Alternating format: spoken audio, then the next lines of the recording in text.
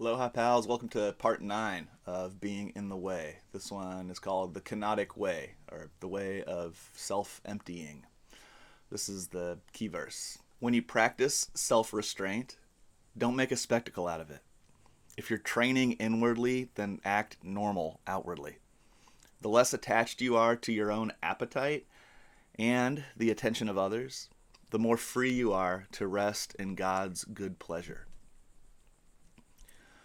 So this morning kind of continues the, hidden life subplot of the Sermon on the Mount, where the theme, the message is congruence. Congruence being the life beneath performance, the life hidden beneath image management, the life beneath the religious self. And Jesus talks about what, we might call like the three main pillars of religion. So generosity, prayer, and fasting as tools of self-reflection rather than instruments for promoting change in circumstances. Through this lens, generosity reveals the things that we think we need to keep. Prayer reveals what we think we need to control. And fasting or self-restraint reveals the things that we believe we can't live without. And in all three cases, Jesus says your inner work is not meant for public consumption. Because the deepest work of God, he says over and over again, happens in secret. In this case, Jesus says in some translations, when you fast, you wash your face, comb your hair. Don't make a spectacle out of your incredible capacity for devotion to God. Don't recruit others into your spiritual drama. Instead, like Christ, be content with obscurity. Just keep it hid.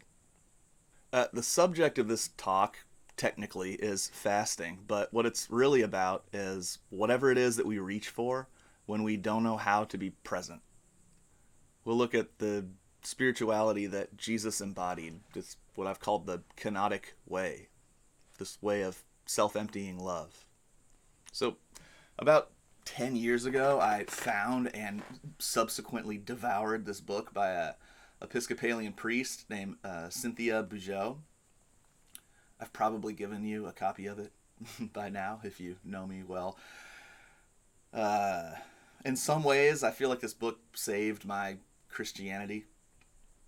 And in it, she describes what she calls the kenotic way, this way of self-emptying as a means of living in fullness. And she describes it as Jesus' unique contribution to the spiritual consciousness of humanity. She writes, in Jesus, everything hangs together around a single center of gravity. In Greek, the verb kenosin means to let go or to empty oneself. And this is the word that Paul chooses in order to describe what the mind of Christ is all about. Paul recognizes that Jesus had only one operational mode. Everything he did by self-emptying. He emptied himself until he fell through the bottom to return to the realms of glory. In whatever life circumstance, Jesus always responded with the same motion of descent, going lower, taking the lower place, not the higher. It's a path that he himself walked to the very end. In the Garden of Gethsemane, he struggled and he anguished, but he remained true to his course. Do not hoard, do not cling, not even to life itself. Let it go, let it be. Not my will, but yours be done. Thus he came and thus he went, giving himself fully to life and to death, losing himself, squandering himself, gambling away every gift that God bestowed. It wasn't love stored up, but love poured out that opened the gates to the kingdom of heaven. Over and over, Jesus lays this path before us. There is nothing to be renounced and nothing to be resisted. Embrace everything, but cling to nothing. You let it go. You go through life like a knife goes through wedding cake, picking up nothing, clinging to nothing, sticking to nothing. That's the kenotic path in a nutshell. It's very simple. The only thing is that it costs everything. So I feel like it helps to remember that Jesus was consistently at odds with the religious class of his day. There was a whole cluster of behaviors that he routinely exhibited that I think just in some ways rightly alarmed his colleagues. What are some of those, I guess, and what makes up this cluster of behaviors? Well, he didn't do the Sabbath right, you may recall. He didn't practice like even proper hygiene before a meal. He was consistently spending time with ne'er-do-wells and people of ill repute, attending controversial and edgy parties. You know, given the choice to continue spending time with the religious class in temple where he grew up, or hanging out with prostitutes and tax collectors at the local tavern, Jesus was routinely found over here. And this was of great concern to those over here in this camp. You may recall that Jesus' first miracle was what? He turned some jugs of water into jugs of wine after the wedding guests had already finished like all 3 kegs of beer. Like these are not the behaviors of your traditional holy man who has sworn off the trappings of this world to live a simple and austere life. These are the behaviors of someone who has no hatred for desire, no need to escape the body. These are the behaviors of someone who has exited the hamster wheel of never-ending religious self-improvement. They're the behaviors of somebody living from profound inner freedom. Freedom lets us receive without possessing, we can possess without being possessed by our possessions. Freedom lets us love without controlling. And freedom lets us desire without pursuing. And freedom, as Christ expressed it, is a movement through desire, rather than continuing to participate in the religious illusion that we can circumnavigate desire, somehow avoid it completely. Freedom's a movement through desire, not around it. Because when we try to move around it, when we go the suppression path, what do we discover? What does suppression do? Over time, suppression just intensifies the experience of desire. And that's where we get what we're calling these days shadow content. So I should probably begin with a bit of a confession. I'm not sure how well you know me, but I've never been particularly great at regulation. I've kind of got this, like, if 1 is good, then 3 is probably great thing going on. Some people seem to have this, like, internal navigation system, this like inner regulator that lets them know when enough is enough. They know when to eat and when not to eat, when to talk and when to stay quiet, how to have a feeling without becoming the feeling. And I really admire those people. But I've never been able to count myself among them. For some of us, desire can become all-consuming. When I'm hungry, I want to eat, and I want to eat now. When I'm curious, I want answers, and I want answers now. When I'm confused, I'm sure I can cobble together some sort of new worldview that can accommodate whatever this experience is that just happened to me, and I'm not going to rest until I do, darn it. For some of us, desire is just this all-consuming experience. And I'm not talking only about like the obviously like bad desires, the ones that steer us into life trouble. Talking about desire in general, because desire obviously has a pretty profound upside, does it not? I've found in my 44 years on this planet that desire is really the only, engine strong enough to propel me towards genuine transformation. Which is to say, it's nearly impossible for me to change anything about myself unless I really want to change it. It doesn't matter how much I understand the issue intellectually. It doesn't matter that I know I ought to change. Nothing really moves me until I actually desire to change, until something in me wakes up and says that I no longer want to live trapped in this pattern. Desire is not simply a problem. It's also fuel. Here is what might be my favorite poem. It's by a guy named Rainer Maria Rilke from the Book of Hours. It goes like this. God speaks to each of us as he makes us. then walks with us silently out of the night. These are the words we dimly hear. You, sent out beyond your recall, go to the limits of your longing. Embody me. Flare up like a flame and make big shadows that I can move in. Let everything happen to you. Beauty and terror. Just keep going. No feeling is final. Don't let yourself lose me. Nearby is the country they call life, and you will know it by its seriousness. Give me your hand. Some things, even objectively unwise things, can't be cleared from our consciousness until they're experienced. They can't be cleared theoretically.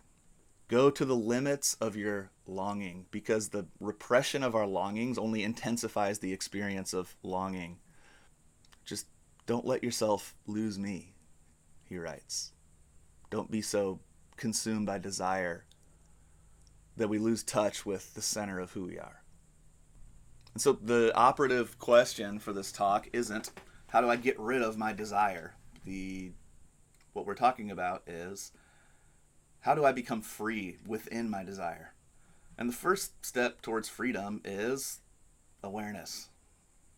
Because you can only let go of the things that we're aware that we're holding. And normally we're holding a whole lot more than we realize that we were holding, unless we're consciously choosing to pay attention to what it is that we're carrying around with us. And when we pay attention, we notice, oh my God, there's all kinds of stuff I'm carrying. There's a whole host of old resentment and stories that I've believed about myself that actually no longer fit who I am. And fantasies about the future and illusions of control that usually center around 3 categories: the need to be admired, the need to feel safe, and the need to be in control. And the more deeply ingrained and unexplored the desire, the more we experience it in the nervous system, not as something we want, but as something that we are. With thoughts like, whatever, this is just who I am, or I'm just doing what I have to survive, just like everybody else out here. And when we start to notice these resentments and these untrue stories and these destructive patterns that are masquerading as us and sort of wreaking havoc on our life, I don't know about you, but one of my first reactions to discovering such things within me is then I want to expulse them. I want to be free of it. I don't like it. I don't want to live that way. It's not good. And I make an enemy out of parts of myself. And this is the thing, everything, internal and external, thrives or withers based on attention. And so what we give our attention to often grows in strength and power. And that's even negative attention. And so the work of letting go isn't this forceful thing. It's slow and it's gradual, and it always begins with acceptance. As Carl Jung noted, we can't change anything unless we first accept it. Condemnation doesn't liberate, it oppresses. And this echoes Christ, who taught that we can't hate ourselves into freedom, even if that is religion's go-to move. Instead, Christ teaches us to bring our full self into the light. And it's the light of truth that leads to freedom, but in the beginning, the light of truth often feels like the harsh light of exposure. What's that saying that the truth will set you free just after it's finished with you? In the 4th and 5th centuries, just a stream of contemplatives and mystics took to the deserts of Egypt and Syria. They withdrew completely from society and gave up all the creature comforts, not because having a body and being a human is a bad thing or living in society is an issue and the answer is out here, over there, somewhere. This wasn't a material world evacuation plan. The stated goal of all these folks that came to be known as the desert mothers and fathers was to learn to see themselves clearly. And the desert was a tool to do so, because the desert strips everything down. The desert doesn't care at all who it is that you think you are and what it is that you think you need. The desert exposes. It asks, who are you really? Beneath the comforts, the distractions, the status games, and the performances, who are you really? When the comforts and the status games were shaken or removed, the truth of who we are comes bubbling to the surface. What did you notice about yourself the last time you were put in a truly uncomfortable position? What came out? Anger, vanity, fear, self-justification, lust, envy, the need for approval, the desire to be seen as spiritually significant. The desert did not create those things. The desert simply revealed those things. There's a story from the desert tradition where a younger monk asks an elder, "What must I do to attain salvation?" And the elder says, "Go and sit in your cell, and your cell will teach you everything." That's the cell, like a small cave where a contemplative would live with modest creature comforts, not a cell phone. It didn't mean go into your cell phone. Your cell phone will teach you everything. I feel like I need to be clear about that. So go sit in your cell, and your cell will teach you everything. And it sounds so simple, and it is. But anyone who's ever sat in silence for an extended amount of time realizes that it may be simple, but it's also complicated in what it reveals.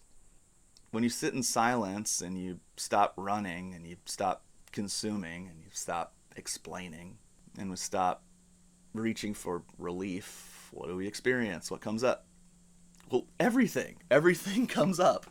The thoughts come up, the cravings come up, the regrets come, the anger comes, the fantasies arrive, the sadness comes, the old stories seeking to continue establishing themselves as truth.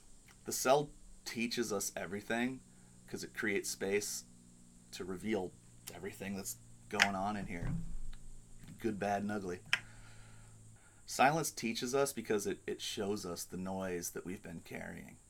And when we enter silence, when we close the doors to distractions, when we remove ourselves for a time from the rat race and the noise of the external world, we discover that this has been so aggravating to us out here, and we've been spending so much time trying to create environments that have less of this aggravating. And when we remove ourselves from these environments, what we discover is that that's been bothering us so much because it's just a mirror. It is reflecting an internal state that we need to acknowledge and, first of all, accept before any meaningful change can occur. And the whole point of meditation, as I understand it, is to learn to not condemn every impulse that comes up, to learn to sit in the presence of God with the patience of God and simply observe the impulses as they arise, grab at us, and then, like everything else, at whatever speed, just move on. In meditation, we learn to stay with God and to simply observe. Martin Laird wrote that the illusion of separateness is generated by the mind and sustained by the riveting of our attention to the interior soap opera, the constant chatter of the cocktail party going on in our heads. And to this, Jesus says gently, just come into the quiet. Come into the hidden place. The Father sees what's in secret, meaning the Father sees the desire beneath the desires, the noise beneath the noise, and the silence of our shared center. In silence, there's no one to be, and therefore there's nothing to prove. The false self softens, the clenched hand opens, and we begin slowly to realize that we're already home. And I think there's an analogy. You know those float tanks? You know, sensory deprivation float tanks? I had a friend explain to me that the reason they're so popular in athletic circles is because there is a philosophy in physical therapy, and it's that the body wants to heal itself. That the aches and pains that we feel in our joints and our nerves are often created and sustained by the fact that our body is constantly in motion and under pressure. And if we can relieve or remove the experience of pressure, even for brief moments, the body wants to heal itself. And so these float tanks, they put you at zero gravity. They remove all the pressure from the body. And miracles happen in that environment. And I think that that's a beautiful metaphor for meditation. Meditation is an opportunity to, at least from time to time, take the pressure off of having to be somebody and prove something. To go into the sacred emptiness, which is the womb of creation. To take the pressure off, because our soul wants to heal itself too. So, I hope that this is of some use to you. I know that a lot of it I needed to hear.